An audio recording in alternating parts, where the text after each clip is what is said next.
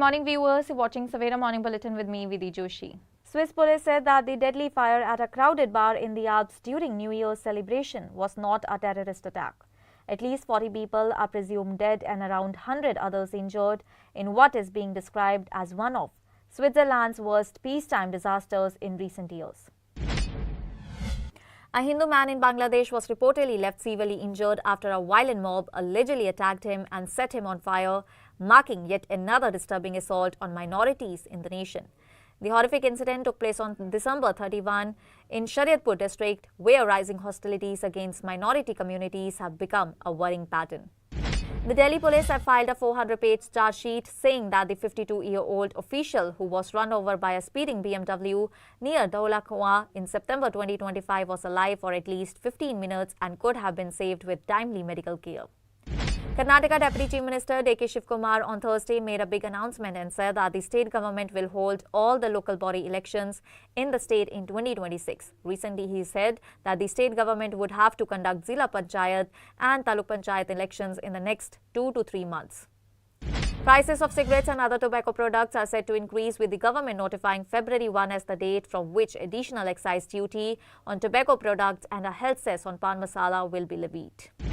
After a long wait, the government has now made an official announcement regarding India's first Vande Bharat sleeper train. According to Union Railway Minister Ashwani Vaishnav, the first Vande Bharat sleeper train will run between Guwahati and Kolkata and will be flagged off by Prime Minister Narendra Modi. A political controversy erupted on Thursday after Congress leader Nana Patel compared Rahul Gandhi to Lord Ram, drawing sharp criticism from the Bharatiya Janata Party, which termed the remarks Psycho Fancy Pro Max. Nana Patel said that this while responding to the questions about Rahul Gandhi not visiting the newly constructed Ram Temple in Ayodhya since its inauguration. In a continuation of a practice that has now crossed 3 decades, India and Pakistan exchanged their annual list of nuclear installations under a bilateral pact that bars either side from striking the other's atomic facilities. The routine but significant exchange came at a time when relations remained severely strained. A woman has alleged that poor onboard hygiene during her journey on an Akasa Air flight caused serious health complications, prompting a response from the airline, which said that the matter is under review. A major blast was reported near Nalagarh police station in Himachal Pradesh, Solan district. No casualty was reported, officials said, adding that an investigation is underway in order to identify the cause of the explosion. The anti-corruption watchdog Lokpal has called off its tender to buy 7 luxury BMW cars worth around Rs 5 crore in total just 2 months after the movie was announced. The decision comes after widespread criticism from opposition parties and civil society groups. Chief Minister Mohan Yadav-led Madhya Pradesh government has suspended 2 municipal corporation officials and dismissed 1 from service after the death count in the outbreak caused after consuming contaminated water in Indore. Prime Minister Narendra Modi wrote a letter to BJP leader and Mayor of Thiruvananthapuram Corporation V.V. Rajesh, hailing his efforts as establishing the footprints of the BJP in Kerala. PM Modi also congratulated G.S. Ashanath, who took the oath as the Deputy Mayor. Just moments into the new year 2026, Zohran Mamdani was formally sworn in as the 112th Mayor of the New York City. The oath-taking ceremony was organized at the Old City Hall subway station, which was attended by Mamdani's close friends and family members. U.S. security officials have dismissed Russia's claim that Ukraine launched drone strikes on Vladimir Putin's residence in an attempt to assassinate the Russian leader. The conclusion draws on an evaluation by the Central Intelligence Agency, which determined that there was no conclusive evidence of an attempted attack on Putin. Ukrainian President Volodymyr Zelensky said that his country is 10% away from a peace deal to end nearly 4-year war with Russia. However, the Ukrainian president warned that this 10% will determine the fate of the nation and as well as that of Europe. The new year has begun with a spike in fuel cost as the government on Wednesday increased the price of 19 kg commercial LPG cylinder by Rs 111 effective January 1. The hike is expected to push up operating costs for hotels, restaurants and small businesses across the nation.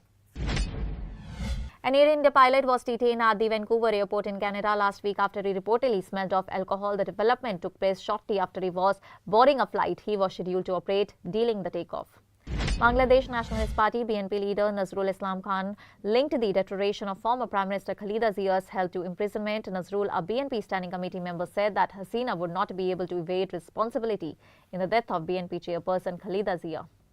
Zomato CEO Dipendra Goyal has said that Zomato and Blinkit recorded their highest ever single-day order volumes on New Year's Eve, claiming services remain largely unaffected despite calls for a nationwide strike by gig workers.